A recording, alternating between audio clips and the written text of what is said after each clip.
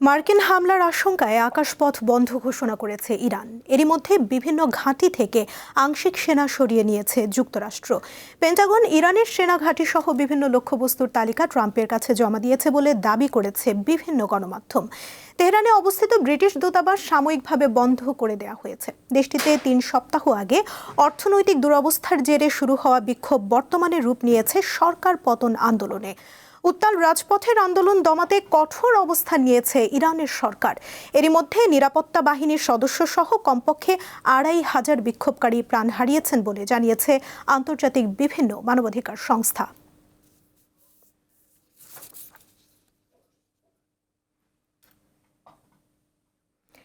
ইরানের চলমান উত্তেজনার মধ্যে প্রথম মৃত্যুদণ্ডপ্রাপ্ত বিক্ষোভকারী এরফান সুলতানির ফাঁসি স্থগিত করা হয়েছে। মানবাধিকার সংস্থাগুলোর তথ্য অনুযায়ী বৃহস্পতিবার প্রতিবাদে অংশ নেয়ার পর গ্রেফতার হন এরফান।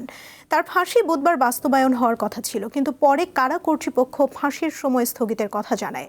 মানবাধিকার সংস্থাগুলোর আশঙ্কা, ইরানে ইন্টারনেট বন্ধের কারণে আরও অনেকে একই পরিস্থিতির মুখোমুখি হচ্ছেন। এদিকে যুক্তরাষ্ট্রের প্রেসিডেন্ট ডোনাল্ড ট্রাম্প দাবি করেছেন, বিক্ষোভকারীদের মৃত্যুদণ্ড দেওয়ার সিদ্ধান্ত থেকে সরে এসেছে ইরান।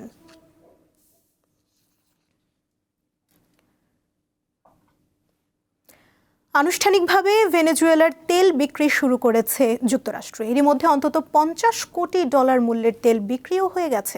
প্রথম চালান হিসেবে ৩ থেকে ৫ কোটি ব্যারেল জ্বালানি তেল আসছে দেশটি থেকে। সেই প্রথম চালানের তেল বিক্রি হয়েছে $50 কোটি। এদিকে ভেনেজুয়েলার জন্য ওপেকে থাকাই ভালো হবে বলে মন্তব্য করেছেন যুক্তরাষ্ট্রের প্রেসিডেন্ট ডোনাল্ড ট্রাম্প। বুধবার এক সাক্ষাৎকারে তেল উৎপাদনকারী দেশগুলোর জোট ওপেক থেকে ভেনেজুয়েলা বেরিয়ে আসবে কিনা সে বিষয়ে ট্রাম্প এমন মন্তব্য করেন। ভেনেজুয়েলা ওপেকের অন্যতম প্রতিষ্ঠাতা সদস্য।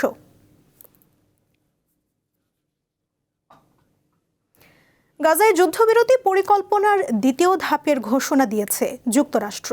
সামাজিক যোগাযোগ মাধ্যমে দেয়া পোস্টে বিষয়টি জানান মার্কিন বিশেষ দূত স্টিভ উইটকফ।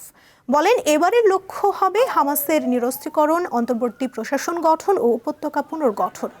গাজার শাসনভার পরিচালনার জন্য কায়রোতে প্রথম বৈঠকে বসতে যাচ্ছেন বিশেষজ্ঞদের নিয়ে গঠিত কমিটি।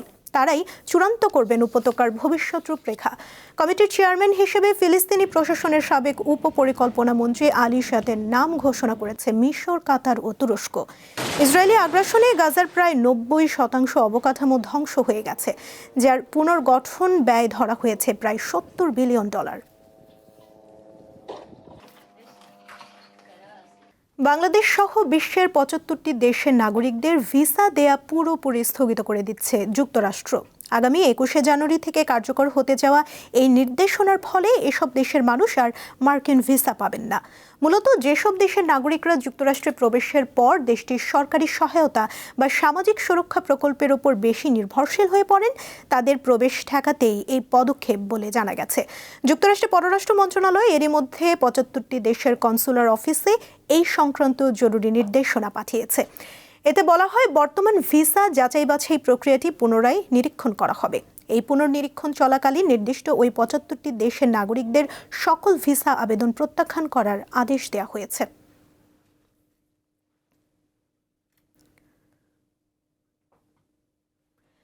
মার্কিন প্রেসিডেন্ট ডোনাল্ড ট্রাম্পের গ্রিনল্যান্ড অধিগ্রহণ পরিকল্পনা নিয়ে হুমকির মধ্যে বৈঠক করেছে যুক্তরাষ্ট্র ও ডেনমার্ক। তবে ডেনমার্কের পররাষ্ট্রমন্ত্রী জানান, দ্বীপটির মালিকানা নিয়ে দুই পক্ষের দূরত্ব কমেনি। সমস্যার সমাধানে একটি যৌথ ওয়ার্কিং গ্রুপ গঠনের সিদ্ধান্ত নিয়েছে। তিনি আরও জানান, কিছু নির্দিষ্ট রেড লাইন বা সীমা রয়েছে যা যুক্তরাষ্ট্র কোনোভাবেই অতিক্রম করতে পারবে না। তবে ডেনমার্ক এবং গ্রিনল্যান্ড দ্বীপে আরও মার্কিন সামরিক ঘাঁটি স্থাপনের সম্ভাবনার বিষয়ে আলোচনা হতে পারে।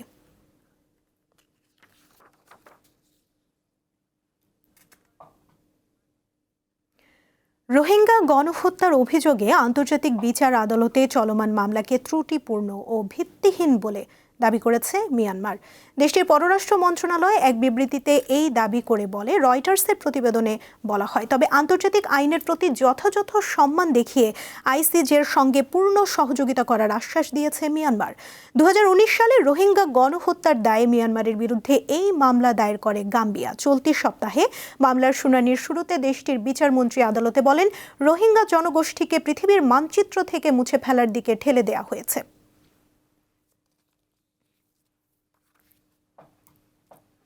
এই ছিল আন্তর্জাতিক সংবাদে। এরপর দীপ্ত সংবাদ বেলা 2টায় দেখার আমন্ত্রণ জানিয়ে শেষ করছি। এতক্ষণ সঙ্গে থাকার জন্য ধন্যবাদ সবাইকে।